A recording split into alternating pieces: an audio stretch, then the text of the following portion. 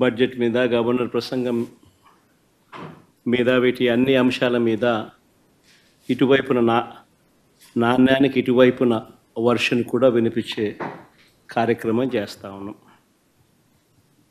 నిజంగా చంద్రబాబు నాయుడు గారి 2 బడ్జెట్లు ఇవాళ చంద్రబాబు నాయుడు ప్రవేశపెట్టిన 28వ తారీఖున తాను ప్రవేశపెట్టిన బడ్జెట్తో 2 బడ్జెట్లు తను ప్రవేశపెట్టినట్లు అయింది. ఈ 2 బడ్జెట్లు చంద్రబాబు నాయుడు గారివి గమనించినట్లయితే బాగా ప్రస్ఫుటంగా కూడా కనిపించేటి ఏమిటి అని అంటే, చంద్రబాబు గారు అన్ని రకాలుగా ప్రజలను మోసం చేసిన తీరు తేటతెల్లంగా కనిపిస్తుంది. ఎన్నికలకు ముందేమో బాబు షూరిటీ, భవిష్యత్ గ్యారంటీ. ఎన్నికలు అయిపోయిన తర్వాత మాత్రం బాబు షూరిటీ, మోసం గ్యారంటీ అన్న పద్ధతిలోనే ఆయన పాలన సాగుతూ ఉంది. బడ్జెట్ స్పీచ్ అంతా కూడా చూస్తే, బడ్జెట్ కానీ గవర్నర్ ప్రసంగం కానీ ఏది చూసినా కానీ కనిపించేది ఒకటే. గవర్నర్ ప్రసంగంలో వీళ్ళు రిప్లై ఇచ్చేటప్పుడు కానీ, బడ్జెట్ స్పీచ్లో కానీ ఎక్కడ చూసినా కానీ మనకు కనిపించేటివి 2 కనిపిస్తాయి. 1 పరనింద, 2 ఆత్మస్తుతి. ఈ 2 మాత్రం బాగా ప్రస్ఫుటంగా కనిపిస్తాయి. 2వ బడ్జెట్ ప్రవేశపెడతా ఉన్నప్పటికీ కూడా ఈ రోజుకి కూడా వాళ్ళ నోట్లో నుంచి వచ్చే మాటలు జగనట్ట, జగనిట్ట, జగనట్ట, జగనట్ట, ఆ పాలన, ఈ పాలన, ఇవే మాటలే వస్తాయి.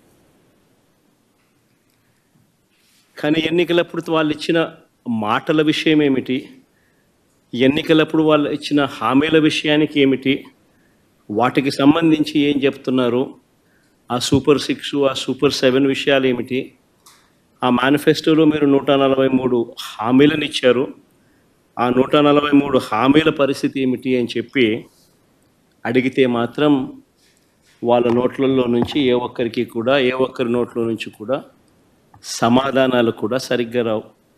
ఏది చెప్పినా అబద్ధం, ఏది చెప్పినా మోసం. ఎన్నికలప్పుడేమో సూపర్ 6 అన్నారు, సూపర్ 7 అన్నారు. ఏకంగా ఒక మేనిఫెస్టో రిలీజ్ చేశారు. ఆయన దత్తపుత్రుడు ఇద్దరు కలిసి రకరకాల పద్ధతుల్లో పోజులు ఇస్తూ జగన్ చెప్పిన దానికన్నా ఎక్కువ చేస్తున్నాము అని చెబుతూ ఇంటింటికి బాండ్లు కూడా ఇచ్చారు. బాండ్లతో పాటు కరపత్రాలు కూడా ప్రచురించారు. ఇవన్నీ కూడా ప్రతి ఇంటికి కూడా పంచడం జరిగింది. అధికారంలోకి వచ్చిన తర్వాత 2వ బడ్జెట్ ఈరోజు ప్రవేశపెట్టారు. మొదటి ఏడాది అయితే టోటల్గా కేటాయింపులు చూస్తేనే అరకొర. అది కూడా బడ్జెట్ వరకే. ఇచ్చింది ఎంత అని చూస్తే ఒక పెద్ద బోర్డు సున్నా కనిపిస్తుంది. ఇది చంద్రబాబు నాయుడు గారి బడ్జెట్ ప్రజెంటేషన్. ఇక 2వ ఏడాది బడ్జెట్ కూడా ఇంచుమించు అదే పోలికలే కనిపిస్తూ ఉన్నాయి.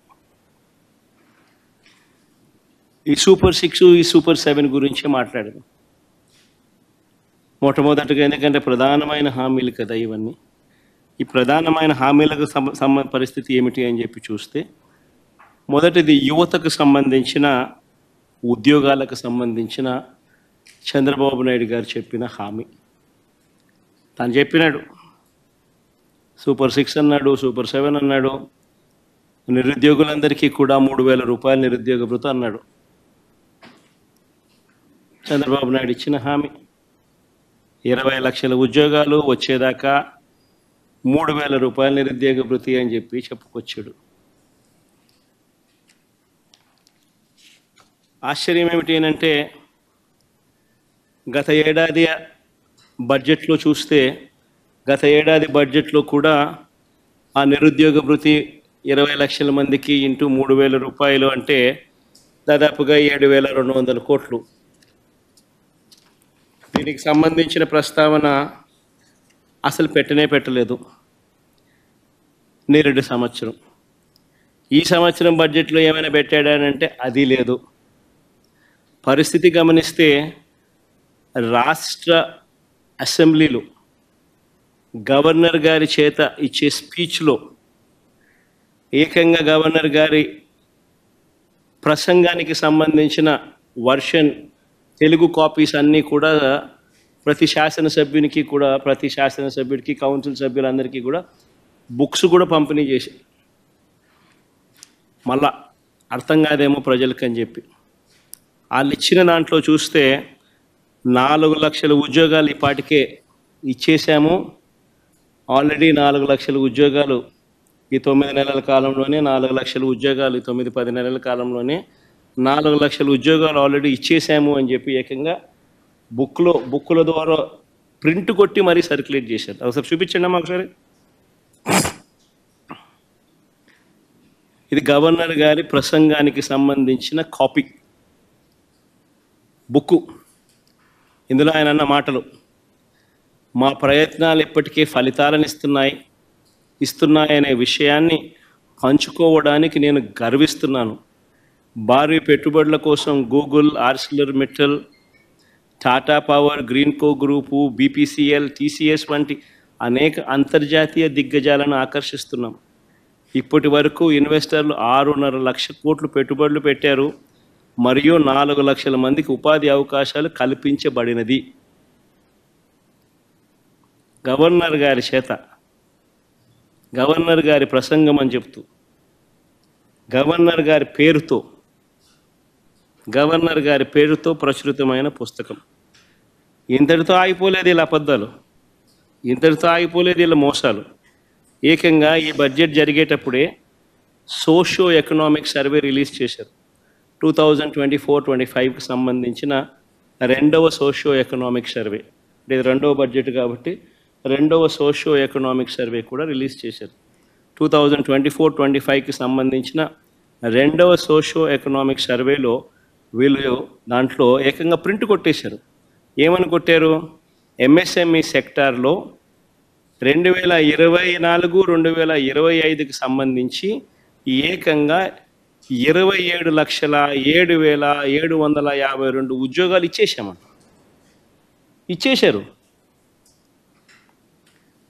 సోషియో ఎకనామిక్ సర్వే 2024-25 అసెంబ్లీకిలో పంచిపెట్టిన కాపీలు ఇవి, రిలీజ్ చేసిన కాపీలు. సెకండ్ సోషియో ఎకనామిక్ సర్వే అంటే 2వ బడ్జెట్తో పాటు వీళ్ళు ప్రవేశపెట్టిన సోషియో ఎకనామిక్ సర్వే, 2వ సోషియో ఎకనామిక్ సర్వే 2024-25కి సంబంధించి 2024-25లో ఏకంగా ఎంఎస్ఎంఈ సెగ్మెంట్లో ఏకంగా 27,07,752 ఉద్యోగాలు ఇచ్చేసామని చెప్పి ఏకంగా ప్రింట్ కొట్టి పెట్టేశారు. అంటే ఇంత దారుణంగా నిరుద్యోగులను మోసం చేసే కార్యక్రమం. 3,000 రూపాయల నిరుద్యోగ భృతి ఒకవైపున ఇవ్వకుండా వాళ్ళందరికీ 3,000 రూపాయలు నెలలా ఇస్తామని చెప్పి, సంవత్సరానికి 36,000 పిల్లలకి ఇస్తామని చెప్పి ఏకంగా వాళ్ళకి ఇవ్వకుండా, బడ్జెట్లో వాటికి సంబంధించిన ప్రతిపాదనలు ఏవి చేయకుండా ఏకంగా ఇన్ని లక్షల ఉద్యోగాలు ఇచ్చేసాము అని చెప్పి 4 లక్షల ఉద్యోగాలను గవర్నర్ గారి ప్రసంగంలో చెప్పిచ్చేస్తారు. సోషియో ఎకనామిక్ సర్వే రిలీజ్ చేసి 27,07,752 ఉద్యోగాలు ఇప్పటికే ఇచ్చేసాము అని చెప్పి చెప్తా ఉన్నారు. ఇంత దారుణంగా చంద్రబాబు నాయుడు అనే వ్యక్తి నిరుద్యోగులకు, మరి పిల్లలకు, ప్రతి ఒక్కరికి నేరుడు సంవత్సరం ప్రతి పిల్లాడికి 36,000 రూపాయలు ఇప్పటికే ఎగనామం పెట్టాడు, మోసం చేశాడు. ఈ సంవత్సరం బడ్జెట్లో కూడా మరో 36,000 పిల్లలకు మోసం చేసి ఎగనామం పెడతా ఉన్నాడు. అంటే పిల్లలకు ఇప్పటికే చంద్రబాబు నాయుడు 72,000 రూపాయలు ప్రతి పిల్లాడికి చంద్రబాబు నాయుడు మోసం, దగ, వంచన, బకాయిలు, అన్ని పదాలు పెట్టచ్చు.